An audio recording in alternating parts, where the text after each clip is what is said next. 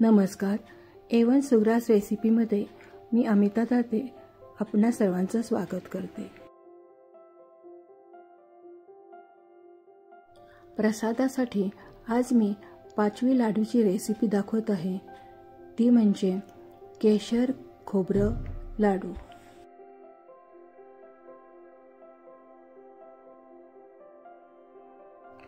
अजूनपर्यंत तुम्ही A1 सुग्रास रेसिपीला सबस्क्राईब केलं नसेल तर प्लीज सबस्क्राईब करा, लाईक करा आणि शेअरही करा. ही रेसिपी तुम्ही शेवटपर्यंत बघा, म्हणजे तुम्हाला संपूर्ण प्रमाणासहित केलेली रेसिपी आणि टिप्स लक्षात येतील. प्रत्येक रेसिपी बनवताना काही ना काही टिप्स दिल्या जातात आणि त्याप्रमाणे जर पदार्थ केला तर तो पदार्थही खूप छान होतो. चला तर आता आपण लाडूची रेसिपी करायला घेऊयात. इथं आपण 2 कप डेसिकेटेड खोबरं, 1 कप साखर, 1 कप मिल्क पावडर, थोडेसे बदामाचे काप, अर्धा कप काजू, 2 चमचे केशर सिरप, हे डेसिकेटेड खोबरं घेतलेलं आहे आणि 1 कप दूध घेतलेलं आहे. आपल्याला एकंदरीत साधारण 3 कप दूध लागणार आहे. ही मी काजूची पूड करून बाजूला ठेवत आहे आणि एका भांड्यामध्ये मिल्क पावडर घेतलेली आहे. त्यामध्ये 1 कप दूध थोडं थोडं करून त्याची पेस्ट करायची आहे. इथे आपल्याला जवळजवळ 2 कप दूध लागणार आहे. त्यामुळे ही अशी दाटसर पेस्ट तयार होईल. कोणी कोणी खोबरं भाजत असताना मिल्क पावडर घालतात आणि मग त्यामध्ये दूध घालतात. परंतु अशा वेळेस गुठळ्या होण्याची जास्त शक्यता असते. म्हणून कोमट दुधामध्ये आधी जर मिल्क पावडर मिसळून घेतली तर त्याच्या गुठळ्या होत नाहीत व मिश्रणही छान प्रकारे तयार होतं. आता आपण दुसऱ्या कपातलं दूधही ह्यामध्ये मिक्स करून घेतलेलं आहे. हे बघा, अशी छान पेस्ट तयार झालेली आहे.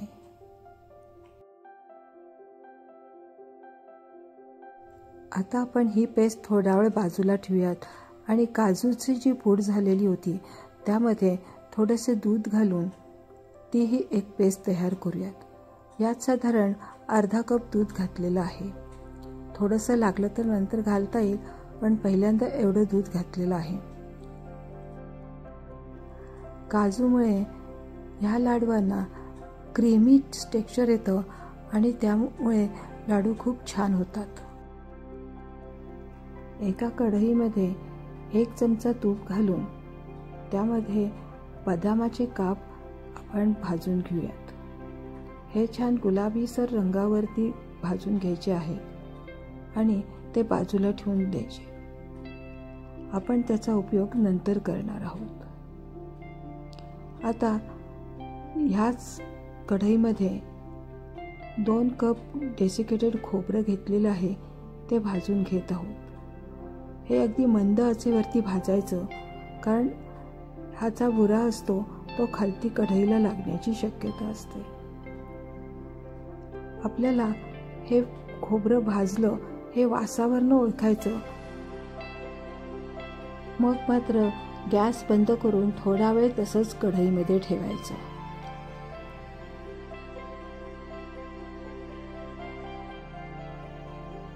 आता आपण यामध्ये जे मिल्क पावडरचं मिश्रण केलेलं आहे ते घालून घेत आहोत.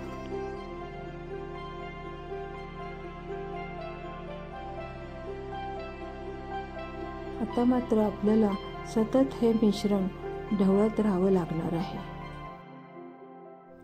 परतताना हे मिश्रण अगदी कढईच्या तळापासून मिक्स करत राहायचं आहे, म्हणजे खालच्या बाजूला करपणार नाही. ही प्रोसेस आपल्याला 10 ते 15 मिनिटं करायची आहे. आता आपण त्यामध्ये काजू पेस्ट घालत आहोत. त्यामुळं आता लाडवाचं टेक्स्चर चांगलं क्रीमी होणार आहे.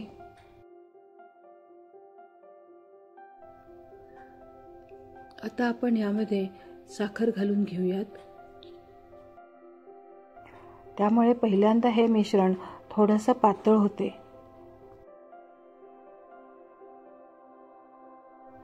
परंतु जसजशी साखरेचा पाक तयार व्हायला लागतो तसतसं परत हे मिश्रण घट्ट व्हायला सुरुवात होते.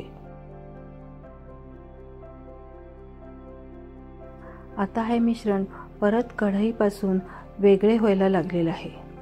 अजून 10 मिनिटांनी ते मिश्रण पूर्ण वेगळं होईल. थोडंसं मी तूप घालून घेत आहे म्हणजे कढईला हे मिश्रण चिकटणार नाही. हे थोडे बदाम घेतलेले आहे. मगाच्या साहित्यात बदाम दाखवायचे राहून गेलेले, त्यामुळं ही आता बदाम पूड यामध्ये मिक्स करत आहे.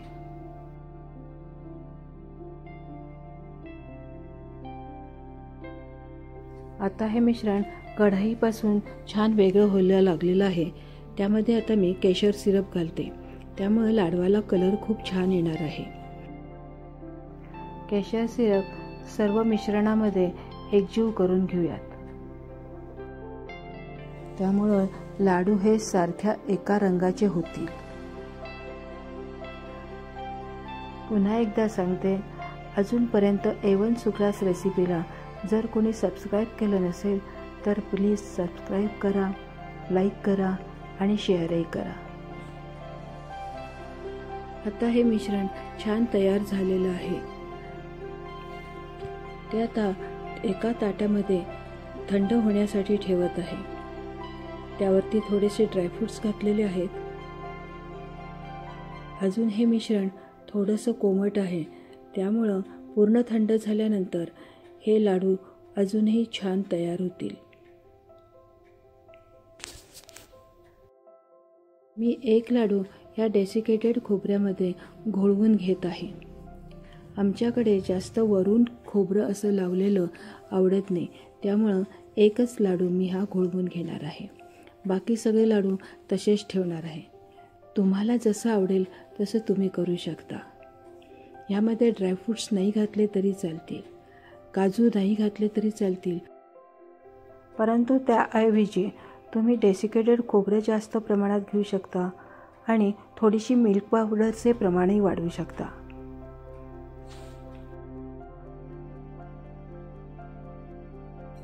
आपण जे प्रमाण वापरलेलं आहे त्यामध्ये साधारणतः 15 ते 16 लाडू होतात. पुन्हा एकदा अशी छानशी रेसिपी घेऊन भेटूयात.